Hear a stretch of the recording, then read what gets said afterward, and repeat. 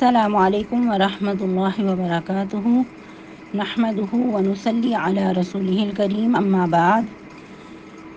امید کرتے ہیں آپ تمام سسٹرز ہر عافیت سے ہوں گی اور ایمان کی بہترین حالت میں ہوں گی۔ اللہ سبحانہ و تعالیٰ سے دعا ہے آپ کی طرف ہر بڑھنے والا شر خیر میں بدل دے، آمین۔ پیاری سسٹر، ہم لوگ سورۃ الانفال آیہ مبارکہ 40 تک ترجمہ تفسیر یعنی پارے کا اینڈ کر چکے تھے اور ایک آیہ مبارکہ کی مزید ٹرانسلیشن کر چکے تھے، آیہ مبارکہ 41 تک۔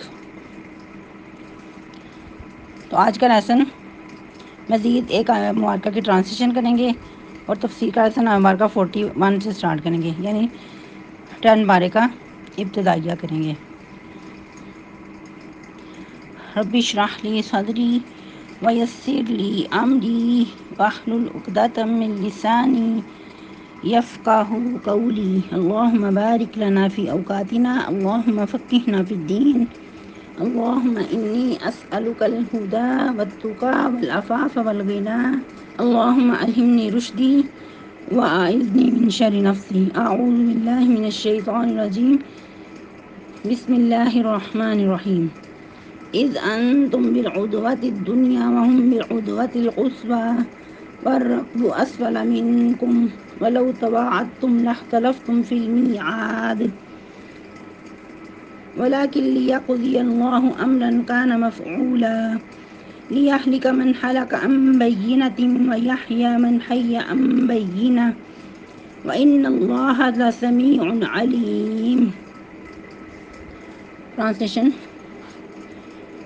اذ انتم بالعدوۃ الدنیا، جب تم قریب کے کنارے پہ تھے، وہم بالعدوۃ القصویٰ اور وہ دور کے کنارے پہ تھے، والرکب اسفل منکم اور قافلہ نیچے کی جانب تھا تم سے، ولو تواعدتم اور اگر تم وعدہ کرتے، لاختلفتم فی المیعاد البتہ تم اختلاف کرتے وعدے میں،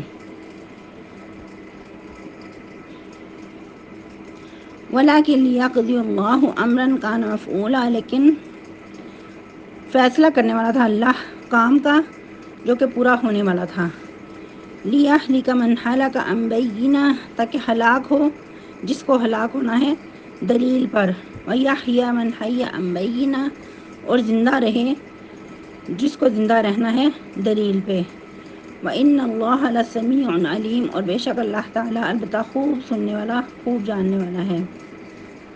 تفسیر آیہ مبارکہ 41 سے، جیسا کہ سورۃ الانفال کا سٹارٹ تھا اس وقت صحابہ کرام رضی اللہ تعالی عنہ نے سوال کیا تھا غنائم کے بارے میں، جو کہ ہم نے پڑھا تھا انفال کے بارے میں کہ لوٹوں کے بارے میں آپ سے سوال کرتے ہیں۔ تو اس کے بعد اللہ سبحانہ و تعالیٰ نے ایک تمہید باندھی اور جو مال غنیمت کی تقسیم تھی وہ بتانے سے پہلے بہت ساری صحابہ کرام رضی اللہ تعالیٰ عنہ کی اصلاح کی گئی۔ تو اب پارے کے سٹارٹ میں اس کا جو مقصد ہے وہ بتایا گیا، اس کا مقصد اس کی تقسیم کہ کیسے تقسیم کرنی ہے۔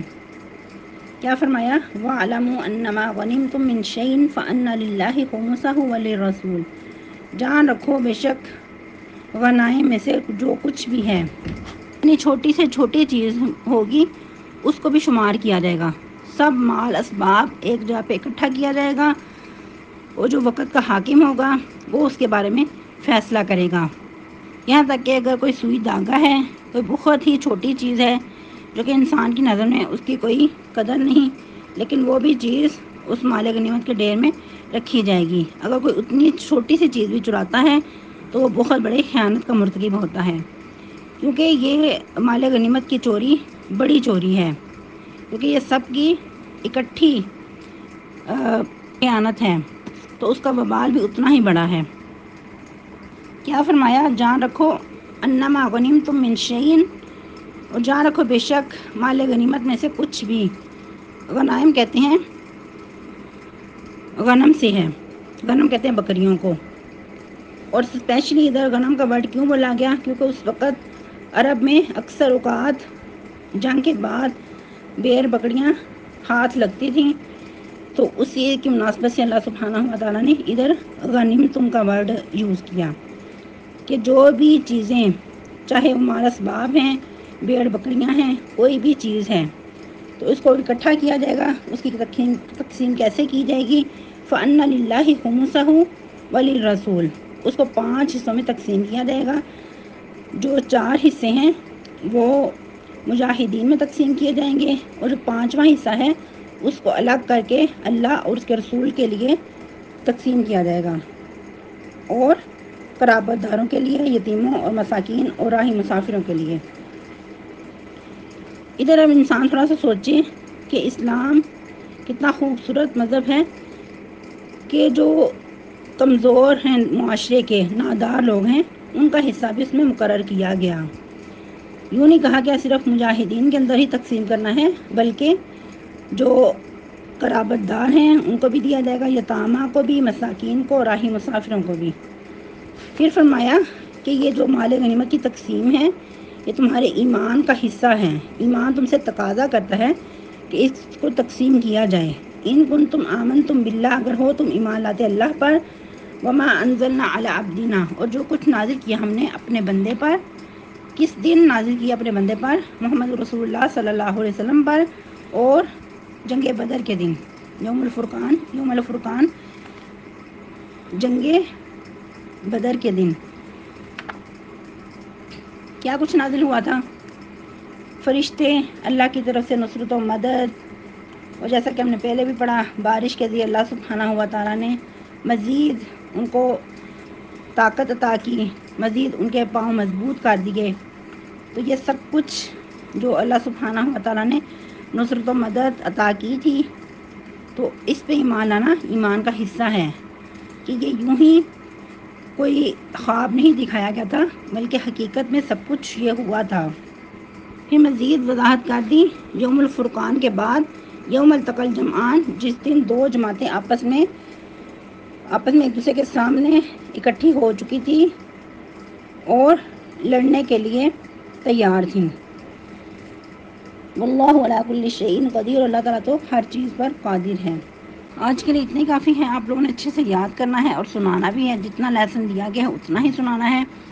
اسی آیہ مبارکہ سے نیکسٹ لیسن کنٹینیو کریں گے اور دوبارہ سے تقسیم کو دیکھیں گے کہ مال اسباب کن کن کے درمیان اور کس طرح تقسیم کرنے کا اللہ سبحانہ و تعالیٰ نے حکم دیا۔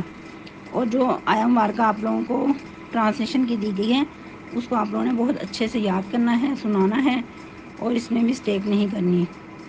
بہت دھیان رکھا کریں، بعض اوقات آپ لوگ ترجمے میں بھی مسٹیک کر جاتے ہیں، اور عربی ٹیکسٹ میں تو بہت ہی زیادہ مسٹیکس ہوتی ہیں، جو کہ بعض اوقات انسان کبیرہ گناہ کا بھی مرتکب ہو سکتا ہے، تو اس کے اوپر بھی بہت توجہ کی ضرورت ہے۔ اللہ سبحانہ و تعالیٰ ہم سب کا حامی و ناصر ہو۔ سبحانک اللہم ربنا و بحمدک، نشہد ان لا الہ الا انت، نستغفرک و نتوب الیک۔ والسلام علیکم و رحمۃ اللہ وبرکاتہ۔